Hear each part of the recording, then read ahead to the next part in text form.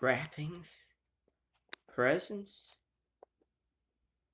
trees, bows. What is the one thing we're leaving out? Today we're going to talk about what the true meaning of Christmas is. For those who are Christian, or for any who are interested in watching this video, please do. And if you're a friend of mine at the end of the video and you watch this YouTube video, please, who lives in my area, the rest of you will never know anything about me because I don't identify myself to random people. So never get here on YouTube. Please let me know what you think. What does Christmas truly mean? Right now, if you're Christian, you probably know that we're in the season of Advent. And priests during Advent wear purple, which means hope. And we hope for the coming of Christ. And then we got to go on that day Sunday where priests wear pink, which is joy, which is because that is the Sunday before the last Sunday of Advent, which means sharing joy that the coming of Christ will be soon.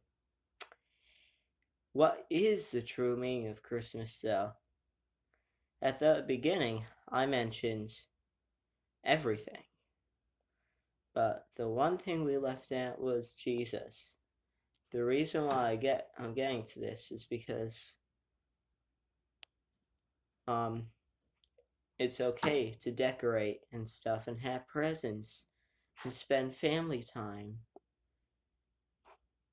But the one thing a lot of people don't think of, and if it's not you, I'm not blaming anybody or anything, I'm just saying, a lot of people, and I'm trying to get this to your minds so that you know, a lot of people don't think about the most important person is Jesus. If he had not come, there would be no Christmas. And I was reading a book a few days ago that said, if I had not come, a boy and his dad were reading the Bible in the evening. And by the way, I'm sitting in my garage right now. And they finished, and it was Christmas Eve, and he had a dream, and those words just kept ringing through his mind constantly. If I had not come, if I had not come. And he dreams something like he went downstairs and he heard a voice from his bed, and he went downstairs and his father wasn't there. No tree, no decorations. So he went to the factory and he asked, and he went in, and the factory was open on Christmas Day. And he went in to see what was going on. And they said, I'm not making this up either, I read the story a few days ago that this boy had in his dreams. It's a book that I have, if I had not come. Anyways, he went in, and they said, and they asked them about Christmas. They said, Christmas? What is that? And he explained to them what it was, and they just swore at him and told him that they were busy and didn't have time for foolishness. Another scenario was that he said, well, what can I do?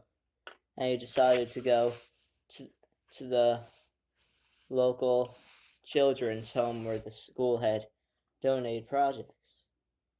And they said, and instead, he got to the gates where the children's orphanage or home was. he was going to wish them Merry Christmas. But instead, the gates were closed, and above that was a sign saying, "If I had not come." And on every street corner, the hospital said, "If I had not come" on it. All the street signs and stop signs said, "If I had not come" on it. Everybody was rude and mean and didn't know what Christmas was. The point I'm trying to get at here is, and then the next morning, he woke up. He woke up from his dream, and he said, "Merry Christmas" to his parents and stuff, and they were standing downstairs, and all the decorations were there, and the tree was there, and church bells were ringing from the church. "Joy to the World" is favorite hymn, which I love that hymn too. And that was. So ask yourself this Christmas, what can I do better? What can I do?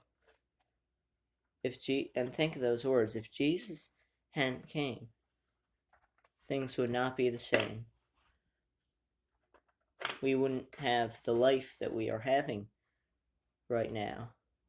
We wouldn't have happiness or joy. We would have a lot more sorrowness, a lot more fear, a lot more anger. But what does Jesus want us to be? He wants us to be better. He wants to be people who love him and care about him. And I'm not criticizing anyone for this, I'm just saying, Jesus always wants us to try to be better people. He wants us to be his. He died and rose for us so that we could have eternal life in heaven. So this Christmas, when you come downstairs and open presents and stuff, first, why don't you go over to the manger scene like we do and sing "Happy Birthday" to Jesus? And throughout the day, don't think about, presents, all this stuff and blah, blah, blah. But do think about that. But also think about what is the greatest gift of Christmas. And that's God's only Son, Jesus. And think about it. What can I do more this Advent season and Christmas season? Maybe I can go to church more often. Maybe I can be better about resisting things like drugs, violence, smoking, all that. Which none of that I do, by the way. Just wanted you to be reassured. But those are some things that you can do. And the presents, when we get presents on Christmas, and it's not because just for stuff. Jesus gave himself as a present, and he wants to give presents to us too. And his huge present was God's only Son, Jesus. All this is confusing, right? Now when we get to Santa, the myth that he slid down chimneys and cool and stuff. St. Nicholas was a very nice man. He's a saint too, and he was also a religious priest, Catholic priest, I think, maybe, I don't know, but he did good deeds. He dropped bags of coins down people's chimneys. He didn't slide down, but he dropped some coins down people's chimneys who were poor and stuff.